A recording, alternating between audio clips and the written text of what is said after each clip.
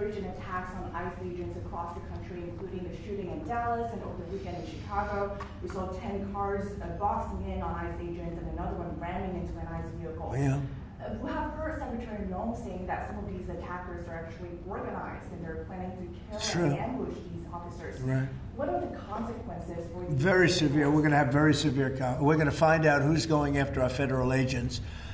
So when you look at Chicago, they've had probably 50 murders in the last 6 or 7 months, 8 months. Many, many people shot, like 30, 40, 50 people shot. Didn't die, but they've been shot. It's like a war zone. And then I listened to the governor and the mayor get up and say how they have it under control. They don't. It's probably worse than almost any city in the world. You could go to Afghanistan. You can go to a lot of different places, and they probably marvel at how much crime we have.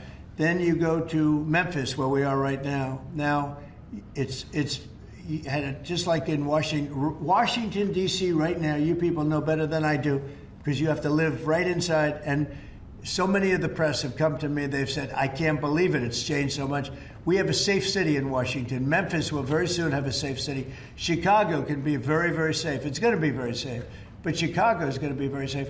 And you say, why is it that a governor wouldn't accept free help from regardless? I mean, whether it's National Guard or the military or anybody. I mean, if women raped and beaten and knocked to hell, and the same with men where they're being shot all over the place in large numbers.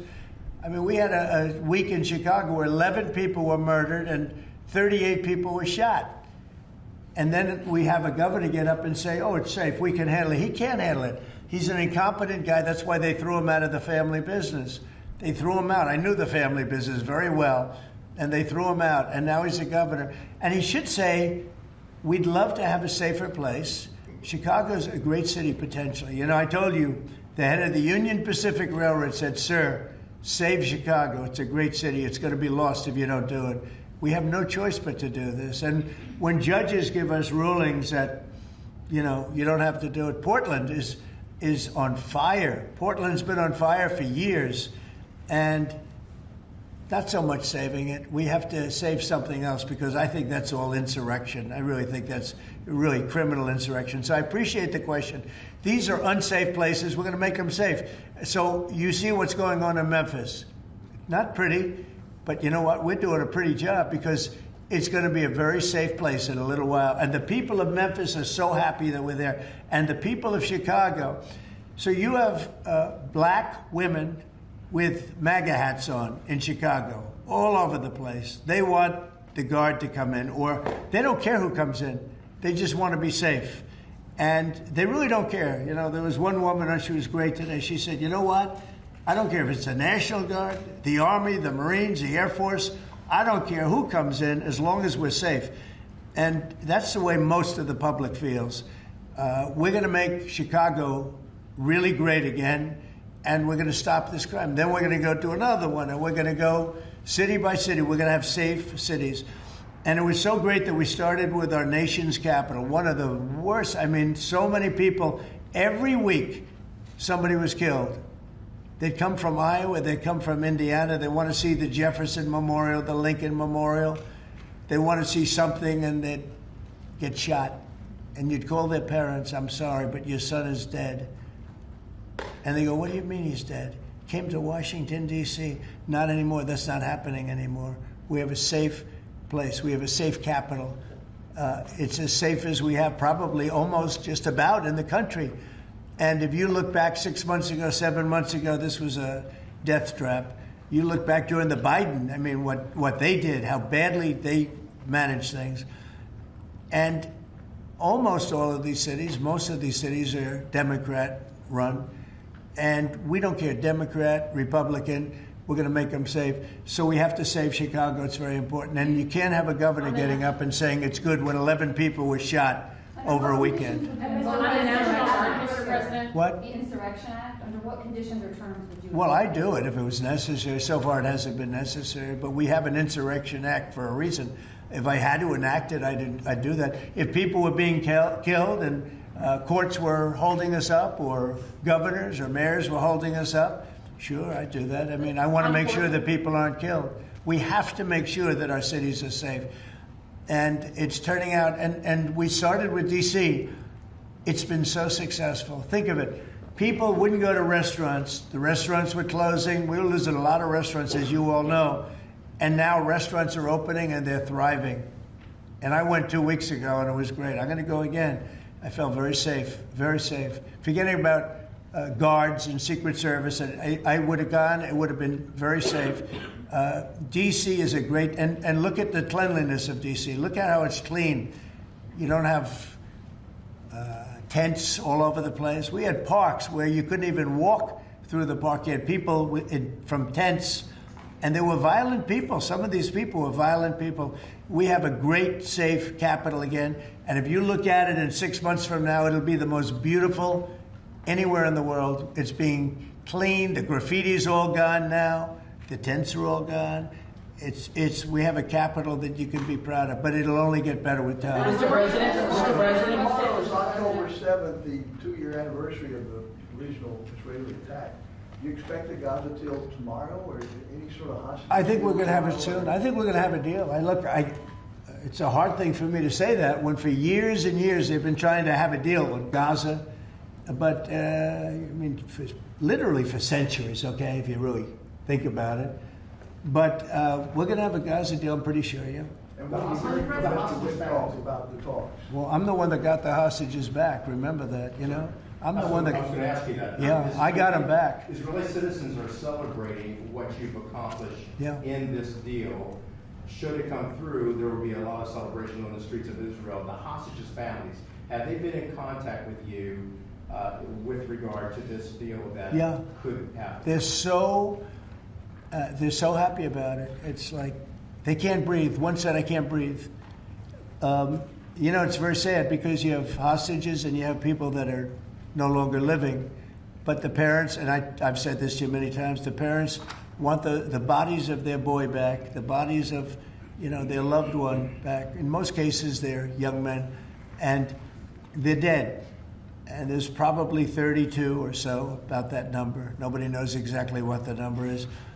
They want that body back as much as if their son were alive. I've been with them. You know, many have come to the White House, to the Oval Office. I've been with many of the people that I got released. We have a fantastic group working on it.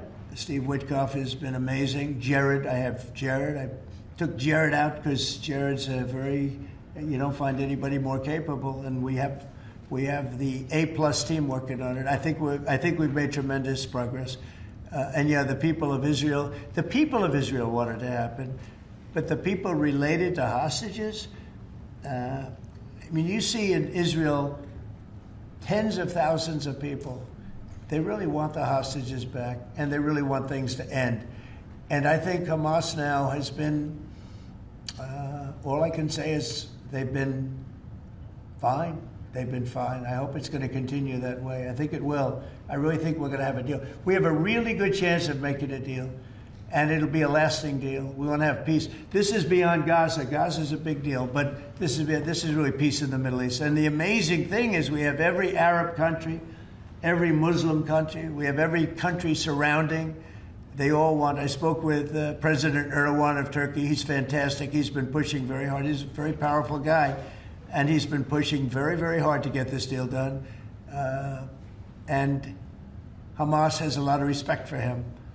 They have a lot of respect for Qatar. They have a lot of respect for UAE and Saudi Arabia. Everybody is on our side to get this deal done. There's never been anything like it. Nobody's ever seen it. There's always been like 80% of them don't want something done. I think virtually, we even had a very strong signal, as you know, from Iran. They'd like to see this done. Mr. President, Governor Abbott offered up the Texas National Guard to you. Have you had any other conversations with other red state governors? Yeah, I have. They're willing to offer. Every one of them is willing to offer whatever we need. We thank Governor Abbott of Texas.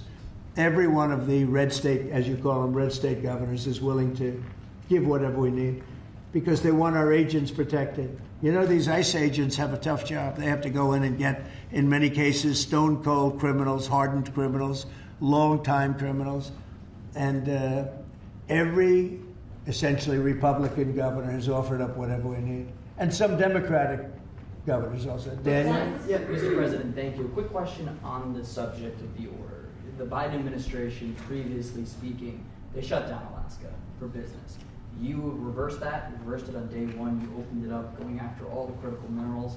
This mission of yours, Secretary Burgum, Secretary Wright, to boost our own independent production of critical minerals, rare well, it's earths. necessary, Can you just talk right? about how important that is over the next 4 years, sir?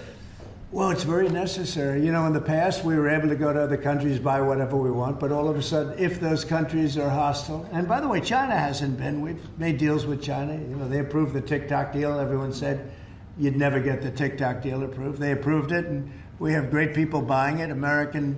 Big, strong American companies are buying it, the most prestigious companies there are, actually, and they're going to make sure everything's good. But President Xi was great. He approved it. So I'm not saying hostile, but it's good to have our own minerals. And, you know, we create a tremendous value by creating a road. We build a road that only we can do because we have the rights to do it, number one, and we have the power to do it. And so we build a road that's over 200 miles long through a very beautiful area of the world. Actually, it's incredible. When you look at it, it's incredible. But a rough area from the standpoint of building. So we get a road done. And with that, we unleash billions and billions of dollars of wealth. It's pretty amazing when you think of it. And it's wealth that we need if we're going to be the number one country. You know, we're number one now with AI. You probably read. We're beating everybody with AI at levels that nobody ever thought even possible. And one of the reasons we are is because of energy. So our grid is old and tired, like most grids are. They get old with time. I mean, you know, the older you are, the older the grid gets, right? But I've allowed the people building AI or other plants, other types of plants, but AI in particular, because they need so much electricity, I've allowed them to build their own power. And it's been amazing. They're building massive plants, and with the plant, they're building their own electricity. They've become a utility in a sense. I said, maybe you'll do better with the utility than you do with the AI. I don't know. But we're letting them build their own electricity. So we don't have to worry about the grid. We don't have to worry about anything. And they're going to build it in such a way that if they have excess capacity, they're going to put it back into the grid. It's pretty amazing. So when they build, we're giving them permits to build their own electric power plants, and it's incredible when you see what they're doing. And because of that and other things that we're doing, we're leading every country. Nobody's even close to us with AI. And AI seems to be the big thing. I don't know. I can't tell you that. There are a lot of people building, and a lot of people have high stock prices because of AI. So a lot of people think it's great stuff. And I think it's great stuff. I look at it, it's amazing what it can do. In terms of medical costs, in terms of knowledge, it's basically information, and information at a level that nobody thought possible before. So we'll see. But they're building plants where you saw the one overlay that I did where, in this case it's Meta, one of their plants is essentially almost the size of Manhattan. And that's a building, you know, it's a building that covers Manhattan. So it's big stuff. And nobody's even close to us. We're leading AI by so much. Mr. President, yeah, go ahead, please. Since the start of your administration, we've seen a lot more Americans wanting to join ICE. And as we're seeing more attacks on them right now, what's your message to rank and file ICE agents who are trying to do their jobs but are facing 1,000% increase in attacks? I love your questions, you know. I like you. So who are you with? I'm with NTD. Very good. The one who got mugged. You were the one, that's what I thought. You got mugged. You're not getting mugged anymore. She was really, you're lucky to be with us with that deal that happened. I know all about that. You know, not anymore, though. You feel a different world out there, right? Totally. If you're safe with the baby nowadays. Oh, good. Well, you're safe now. Nobody's going to be hurting you in any way. Thank you, Mr. President. Okay, thank you very much. Mr. President, on the Supreme Court today. Thank you. So the bottom line on your question, we're just going to make things real safe. We're going to have a country that you can be proud of, not a country that you read about every day where somebody gets mugged from behind or hit over the head with a baseball bat. Those people aren't with us any longer. Yeah, please. Mr. President, yes. Thank you very much. Thank you, Mr. President. On today's call with Lula from Brazil, Yeah. are you considering lowering tariffs after the call? Well, I had a great talk with the president of Brazil, who's a good man. I met him actually at the United Nations. I was going up to make a speech, and I didn't have a teleprompter. I was walking up to my teleprompter. I said, I don't have a teleprompter. But just before that, I met with President Lula, and I found him to be very good. I mean, we had a very good talk for about, 2 minutes. And then I went up to make the speech, and I was surprised to see, how would you like that one, Doug? I've got every leader in the world sitting out there. My teleprompter isn't on. You know why, Daniel? Because it was a rigged deal. But fortunately, I made a better speech than I would have if I read it off a teleprompter, which is pretty easy to do. So it was quite a day. That was a big day. But we met, and we liked each other. And, we had a great conversation. We'll start doing business. And are you considering traveling to Brazil for COP? At some point, I would, and he's going to come here. We talked about that. And a follow-up question on Israel. Israel government has been arresting and reporting activists that were traveling to Gaza. Today, Greta Thunberg, for instance, also some... Well, she's just a troublemaker, I mean, she's no longer into the environment, now she's into this. She's a troublemaker. She has an anger management problem. I think she should see a doctor. She needs anger. If you ever watch her, she's a young person. She's so angry. She's so crazy. Now you can have her. She's just a troublemaker. Yeah, please. Mr. President's term today, Mr. President. Say it. The Supreme Court is back and said that they rejected today an appeal by Ghislaine Maxwell to overturn her conviction. That means her only chance of getting out of prison is a pardon from you. Is that something you're... Who are we talking about? Ghislaine Maxwell. I haven't heard the name in so long. I can say this, that I'd have to take a look at it. I would have to take a look. Did they reject that? She wanted to appeal her conviction. And what happened? They said that they were not going to hear her appeal. I see. Well, I'll take a look at it. I will speak to the DOJ. I wouldn't consider it or not consider it. I don't know anything about it. So, but I'll speak. I will speak to the DOJ. Why would she be a candidate for clemency, sir? I don't know. I mean, I'd have to speak to the DOJ. I'll look at it. I have a lot of people who have asked me for pardons. I call him Puff Daddy has asked me for a pardon. But she was convicted of child sex trafficking. Yeah, I mean, I'm going to have to take a look at it. I'd have to ask DOJ. I didn't know they rejected it. I didn't know she was even asking for it, frankly. Supply Tomahawk missiles to Ukraine, or sell them to NATO and let them sell them to Ukraine. Yeah, I've sort of made a decision, pretty much. If you consider, I think I want to find out what they're doing with them. Yes. Where are they sending them? I guess I'd have to ask that question. That war should never have started, would have never started. Such bad judgment was used there. I think on both sides, by the way. But nobody looks good with the war with Russia and Ukraine. Nobody. It's been a horrible. This week they lost over 7,000 soldiers between the two of them. This is every week they're losing 7,000, 8,000, 5,000. They have a range of like 1,500 miles or something, and so they'd be able to. No, I know. No, I would ask some questions. I want to see what's. I'm not looking to see escalation. Yes, and tomorrow you're meeting with the Canadian Prime Minister. What's on the agenda for that? Well, I guess he's going to ask about tariffs because a lot of companies from Canada are moving into the United States. Everybody's moving back into the U.S. and he's probably going to be asking about tariffs.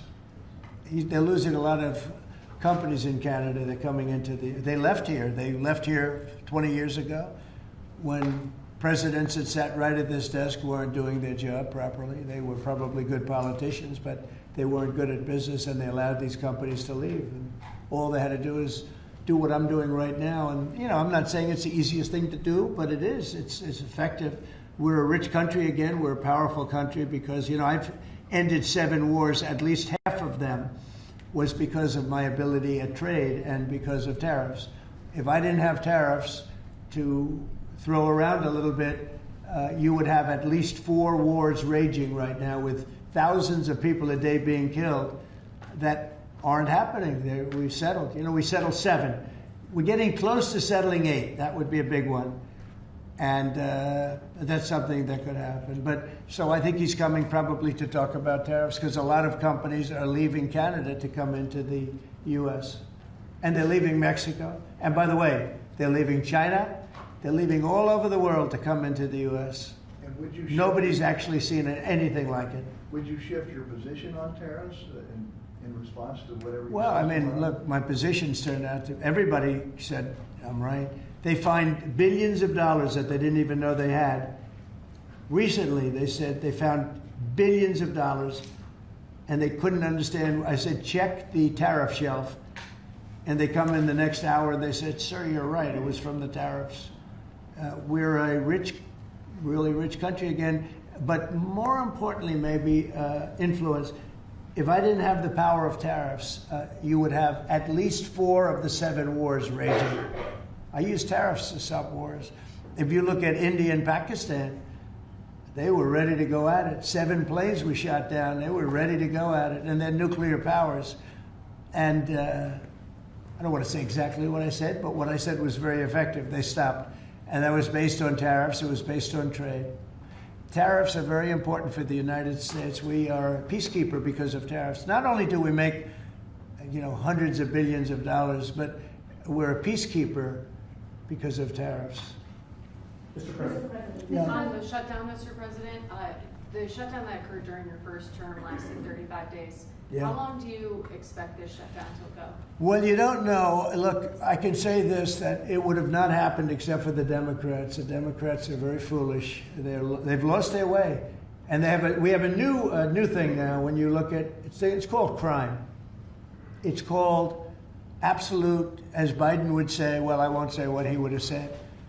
Remember when he said, it's a 3-letter word, no. Remember that one?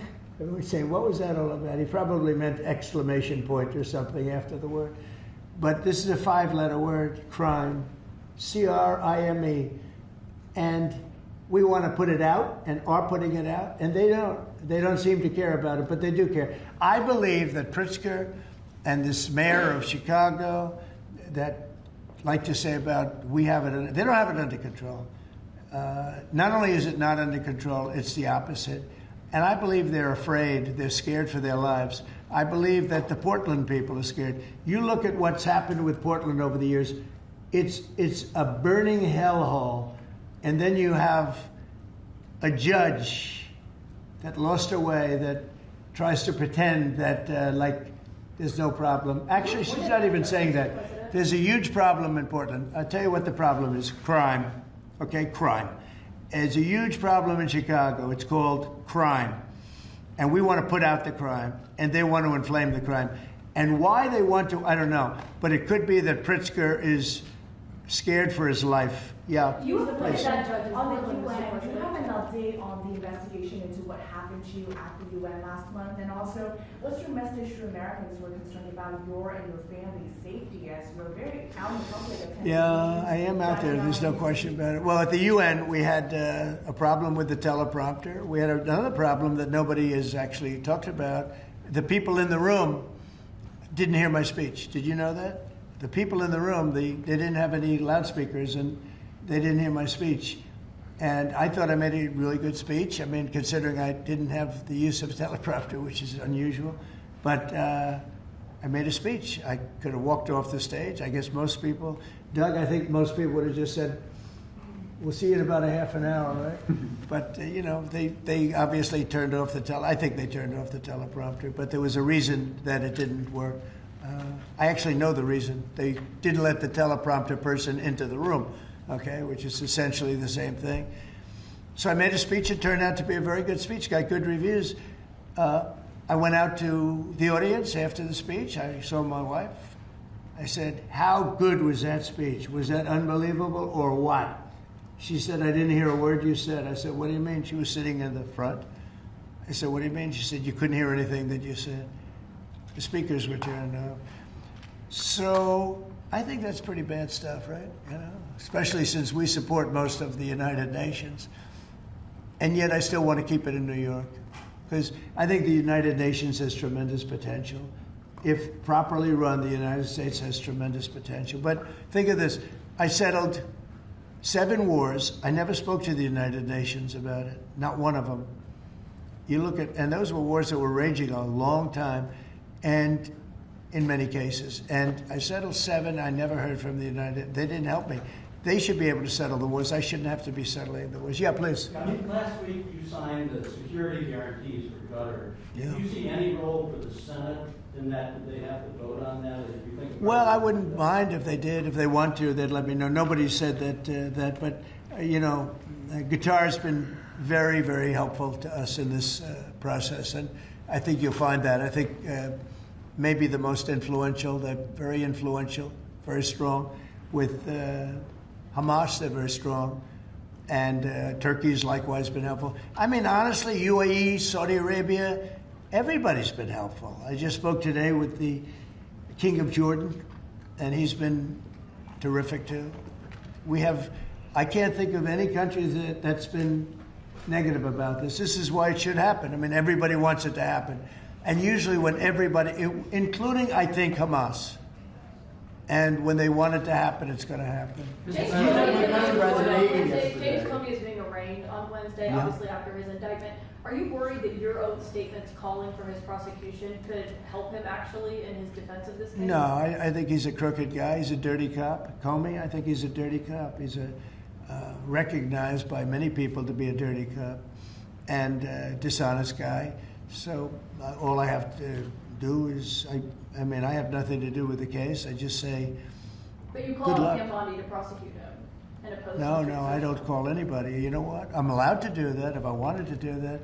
But Comey's a crooked guy. He has been for years.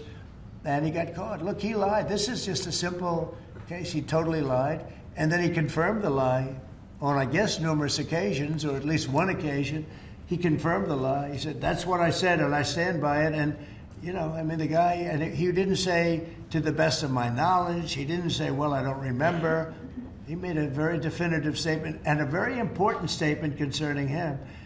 And he got caught in an outright lie. And that's why a group of people, it wasn't me that voted, they voted to indict him. But he's a crooked guy, in my opinion, and we'll find out. The court's going to determine that in a little while, I guess, yeah. You have members of the Navy yesterday, Mr. President. Yeah, I'm going to do some farm stuff this weekend. You have with members Yeah, of the please. Navy yesterday celebrating It was their unbelievable. 250th. Can you talk about that? And as we get closer to America's 250th, you've initiated a prayer initiative as well. Yeah. Talk to me about both of those events and why they're so important, particularly the prayer initiative going forward to the... Well, we have, and we're dealing, as you know, with all of the different, and not just evangelicals, Christians. We're dealing with lots of different faiths, religions, and I felt for a long time that if a country doesn't have religion, doesn't have faith, doesn't have God, it's going to be very hard to be a good country. There's no reason to be good. I want to be good because you want to prove to God that you're good, so you go to that next step, right? So that's very important to me. I think it's really very important. And yesterday was amazing. We went out. We went to the naval base, the largest in the world, actually, and I saw things that were incredible. The level of I don't want to use the word weapons, but they are weapons. It's the technology on these planes, on the carriers, on all of the different things that we saw. They gave us missile displays. They did the whole I don't think they've ever done anything like it, but it was really impressive. And the talent of the pilots where they can land. The aircraft carriers look massive, but when you put them in the middle of, like, the Atlantic, or in this case, pretty far off the coast of Virginia, and it's sitting in a big ocean, and it was pretty calm yesterday, but it's still a little bit testy, right? And you'd have these guys land right on a thing and come to a sudden screeching halt. And they're really something. They were taking off yesterday, and they look over, yes, sir. And then you see them, and you see them just get ripped back into the seat because the G-forces are so great.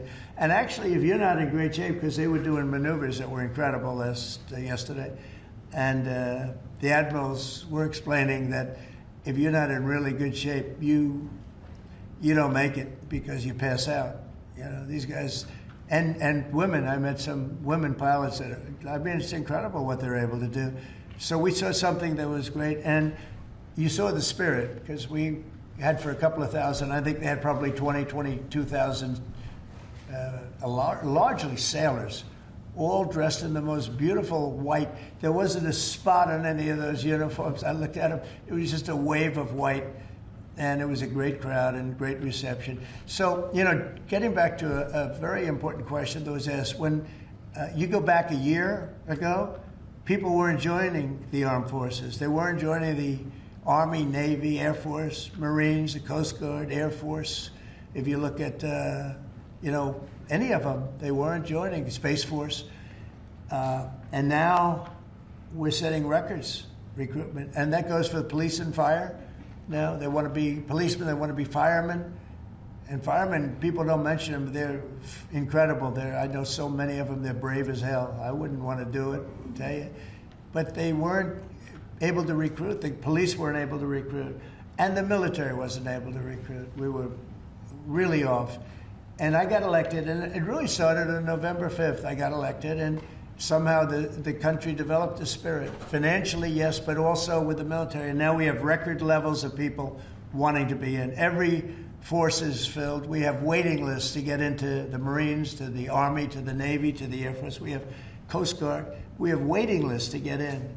It's amazing, actually, what's happened. We have a country it was a dead country, and I say it all the time. We had a dead country 1 year ago. Now we have the hottest country anywhere in the world. And it's nice to see you. I've watched you for years on television, so it's nice to meet you. Thank you very much, everybody. Thank you, press. Thank you, press. Let's go. Thanks, guys. Thank you, guys. Thanks, guys. Let's go. Let's go. Let's head out. Thank you, guys. Thanks, guys. Thank you, guys. Thank you. Thank you very much. Thank you. Thank you, Kate. Thank you, press. Thank you, press. Keep it good, guys. Thank you. Thank you, guys. You doing all right? Good. You're younger than you did 10 years ago. Not bad. I'm working on it. Let me know the secret. Thank you, Mr. Thank President. you. Good questions. Hi, Danny. Good How to did see you you, show sir. good, Daniel? Big rating for It was that? huge. I did an interview with him. You know why? I turned down 16 minutes. I did Daniel because you know he treats me nice. By the way, I heard you had big ratings. Too. We had huge ratings. Yeah. Thanks to you, sir. Thank you, Daniel. Thank you, Mr. President.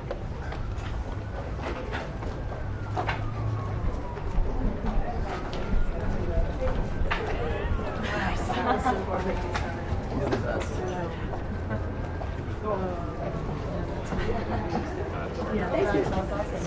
Thank you for Good job, Nick.